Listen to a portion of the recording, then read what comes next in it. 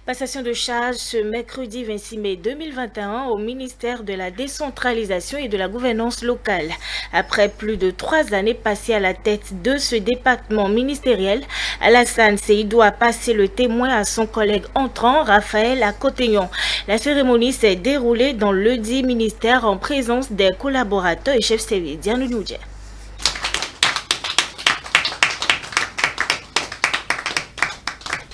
Raphaël Dossou Akoteyon est officiellement devenu le ministre de la Décentralisation et de la Gouvernance locale. Cet expert comptable a été installé dans une nouvelle fonction par le ministre sortant Alassane Seydou. Je voudrais vous rassurer de ma disponibilité et de mon engagement.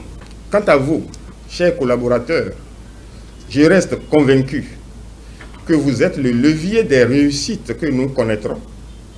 À ce titre, je voudrais vous rassurer de mon engagement à susciter et à accompagner vos initiatives visant à soutenir nos 77 communes, à délivrer aux populations des services de qualité. À l'occasion de cette cérémonie de passation de service, l'ancien ministre Alassane Seydou a fait le bilan des actions et les défis à relever au sein du ministère. Lesquels des réalisations et défis sont entre autres l'accroissement des ressources transférées aux communes à travers le FADEC, l'exécution de plusieurs missions d'audit et de contrôle de gestion des ressources au niveau des communes, le renforcement de la coopération avec les partenaires techniques et financiers par la signature de nouveaux accords de financement, la construction de plusieurs infrastructures marchandes dans les marchés des communes. Malgré ce résultat combien flatteur, de nombreux défis restent à relever. Ils tiennent entre autres à la relecture en cours des tests de décentralisation aux fins d'élaborer un code général des collectivités territoriales, la transmission au gouvernement pour adoption du nouveau document de la PONADEC 2021-2030, le renforcement de la bonne gouvernance au niveau des communes à travers des contrôles réguliers de gestion de leurs ressources. Mes chers collaborateurs, tous les résultats ci-dessus énumérés l'ont été grâce à votre engagement, votre participation et votre dévouement. Je reste persuadé que vous ne ménagerez aucun effort pour relever les grands défis assignés au ministère de la Décentralisation et de la Gouvernance locale sous la direction de votre nouveau ministre, mon successeur. Saluons les efforts ainsi que les nombreux résultats obtenus sous le leadership du ministre de la Décentralisation et de la Gouvernance locale sortant, Raphaël Dossou Akoteyon, nommé ministre de la Décentralisation et de la Gouvernance locale par décret numéro 2021-257 du 25 mai 2021, entend garantir une bonne relation avec le personnel pour un meilleur rendement de ce secteur au Bénin.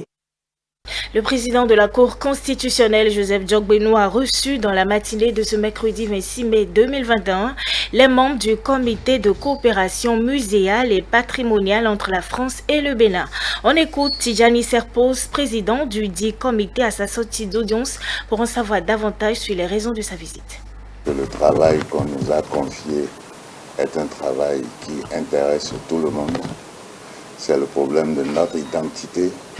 Comment faire pour que nos biens qui ont été pillés avant la période coloniale et pendant la période coloniale, nous voulons savoir comment nous allons faire pour que ces biens reviennent. C'est pour ça que nous avons vu aujourd'hui le président de la Cour constitutionnelle qui nous a donné de précieux conseils, qui a même ouvert des voies au plan juridique, culturel et cultuel que nous n'avions pas vu. C'est un ancien ministre de la Justice, n'est-ce pas? Et ensuite, en tant que président de la Cour constitutionnelle, rien de ce qui concerne notre nation ne lui est étranger. On avait besoin d'avoir son point de vue et nous avons rencontré un vrai citoyen qui ne reste pas seulement dans le domaine que lui donne la Constitution. C'est d'abord un fils de notre pays.